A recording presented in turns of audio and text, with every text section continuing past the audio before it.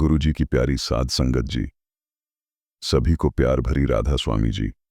आज हम आपके लिए लेकर आए हैं 3 प्रेरणादायक और रूहानी साखियां, जो न केवल हमारे जीवन में एक नई दृष्टि प्रदान करती हैं, बल्कि हमें अपने सद्गुरु और प्रभु से सच्चा लगाव रखने की प्रेरणा देती हैं।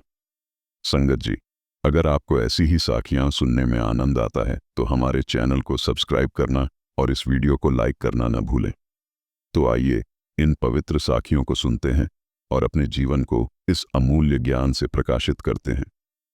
पहली साखी या भीख हमें सच्ची भक्ति, गुरुमुखता और गुरु के प्रति अगाध प्रेम का महत्व समझाती है।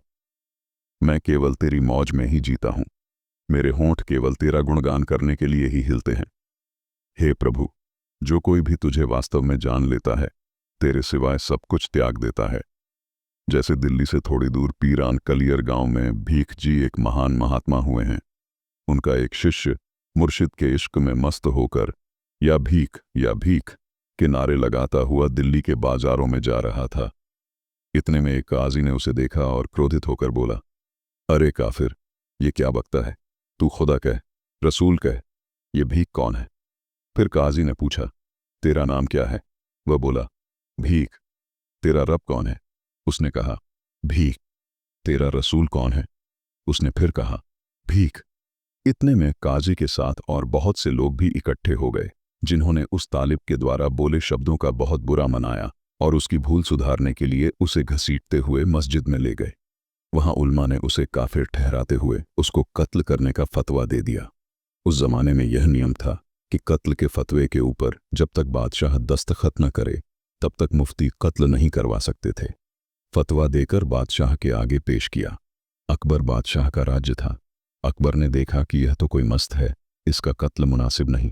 पूछा, तेरा खुदा कौन है? जवाब दिया, भीख। फिर पूछा, तेरा रसूल कौन है? भीख। उन दिनों बारिश नहीं हुई थी, बड़ा अकाल पड़ा हुआ था, या भीख। अकबर ने कहा, अपने भीख से बरसात तो करवा दो। वह बोला, पूछ लूंगा। फिर पूछा, कब? बोला, परसों। बादशाह ने हुक्म दिया कि इसको छोड़ दो। उल्मा कहने लगे कि यह भाग जाएगा। अकबर ने कहा, परवाह नहीं, भाग जाने दो। तालिब ने जंगल में जाकर अपने मुर्शिद का ध्यान किया। मालिक की मौज, बरसात हो गई। अगले दिन वह खुद बादशाह की कचहरी में हाजिर हो गया। बादशाह ने कहा कि बारिश हो गई। वह बोला, भीख ने करवा दी। बादशाह ने कहा, कुछ मांगो। वह बोला, भीख के सिवाय मुझे किसी चीज की जरूरत नहीं। बादशाह ने उसका मुर्शिद से इतना प्यार देखकर 21 गांवों का पट्टा उसके मुर्शिद के नाम करवा दिया और अपने नौकरों के हाथ पट्टा साईं भीख के पास भेज दिया। ये देखकर सब हैरान हो गए कि उस तालिब ने पट्टा वापस बादशाह को लौटा दिया और कहा, हुजूर, मेरे मुर्शिद की नज़रों में इन गांवों की कोई अहमियत नहीं, क्योंकि ये सब दुनियावी चीज़ें हैं। मैं बड़े अदब से इन्हें आपको वापस करता हूं। अकबर बादशाह महात्माओं की इस प्रवृत्ति से अच्छी तरह परिचित था। फिर भी उसने अपने कुछ आदमियों के हाथ वह पट्टा भीख को भेज दिया। फिर जब तालिब अपने मुर्शिद के पास पहुंचा तो मुर्शिद ने पूछा, देख, तूने क्या मांगा? बारिश। उस वक़्त तू अगर कहता कि मुझे वली बना दे, कुतुब बना दे, औलिया बना दे, या कुछ और कहता तो मैं तुझे वही बना देता। जिस वक़्त तूने मेरा ध्यान किया, मेरा ध्यान अपने मुर्शिद में था और मुर्शिद का ध्यान दरगाह में। तालिब ने कहा, हजरत, मुझे किसी चीज़ की ज़रूरत नहीं, मुझे तो सिर्फ आपकी ज़रूरत है।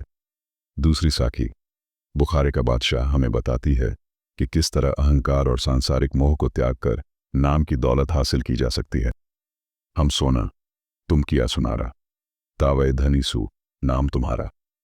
बुखारा के बादशाह इब्राहिम अधम को परमार्थ का शौकत हुआ। वह फ़कीरों की तलाश में रहने लगा, लेकिन ऐशो आराम की जिंदगी भी जीता रहा। उसकी सेज 1.25 मन फूलों से तैयार होती थी। एक दिन उसने अपने 2 मंजिला मकान के ऊपर देखा कि 2 आदमी घूम रहे हैं। पूछा, भाई, कौन हो? उन्होंने कहा, हम सारबान हैं। कैसे आए? कहने लगे कि हमारा ऊँट खो गया है। तब बादशाह ने कहा, कभी ऊँट भी महलों की छत पर आते हैं? जवाब मिला, कभी परमात्मा भी 1.25 मन फूलों की सेज पर मिलता है। इतनी बात कहकर वे दोनों अलोप हो गए और बादशाह बेहोश हो गया। जब उसे होश आया तो उसकी सोच ने पलटा खाया और वह परमात्मा की तलाश में अपने मुल्क के फ़कीरों के पास जाने लगा, लेकिन तसल्ली न हुई।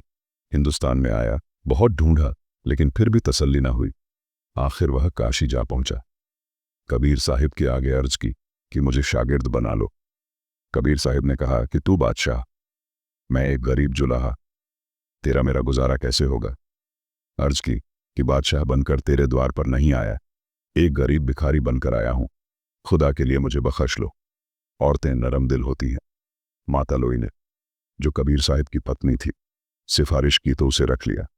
बादशाह जुलाहे के घर नलियाओं बटने और ताना तनने का काम करने लगा। 6 साल गुजर गए।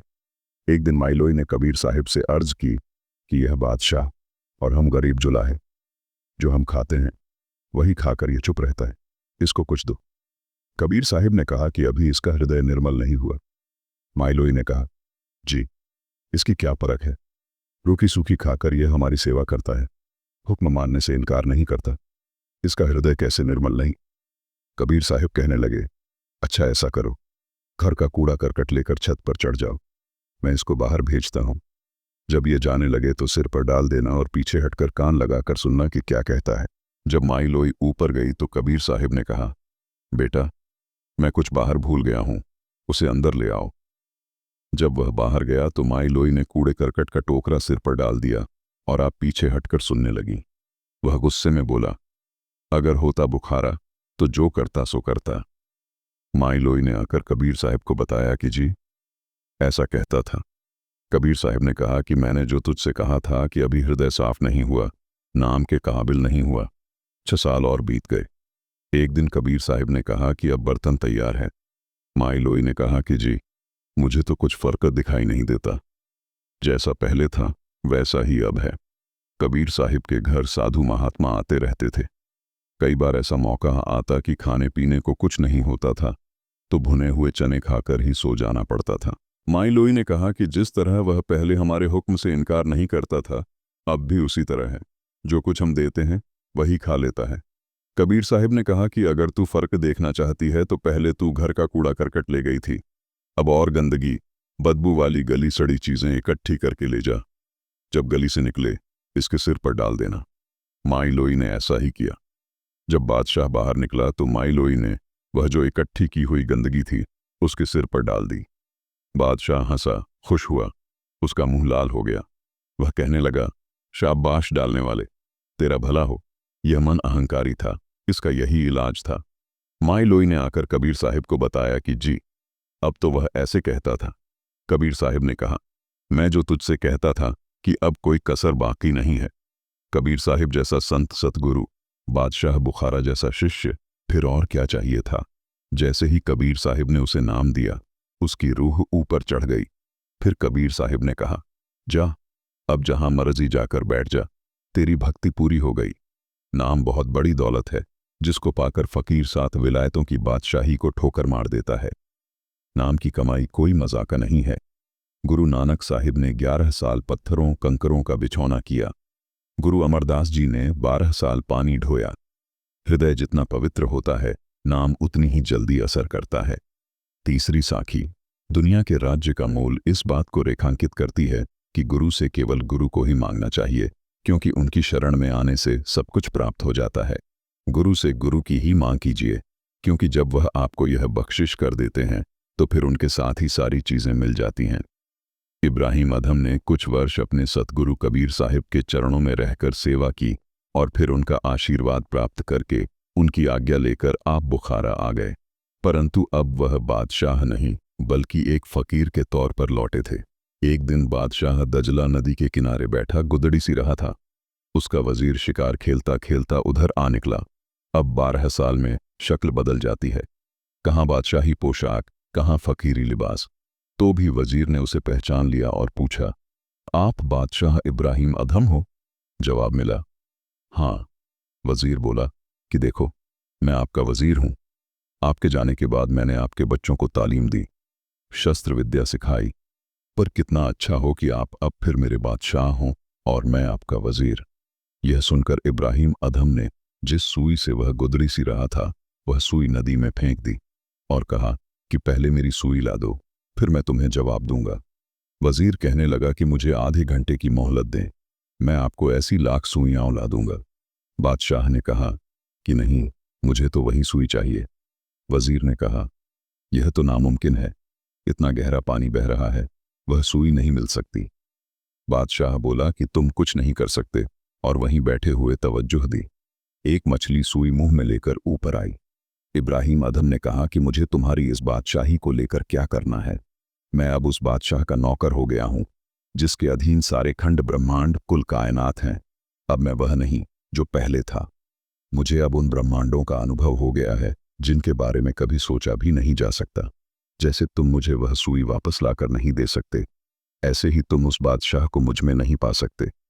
जाओ, अब मेरे लड़के जाने या तुम जानो, नाम एक अमूल्य वस्तु है। संत महात्माओं के पास नाम की दौलत होती है, इसलिए वे सांसारिक पदार्थों से अनासक्त होते हैं। हाँ जी, संगत जी, अगर ऐसी ही प्रेरणादायक और रूहानी साखियां सुनने की इच्छा है तो हमारे चैनल को सब्सक्राइब करें और इस वीडियो को लाइक करना न भूलें। राधा स्वामी जी।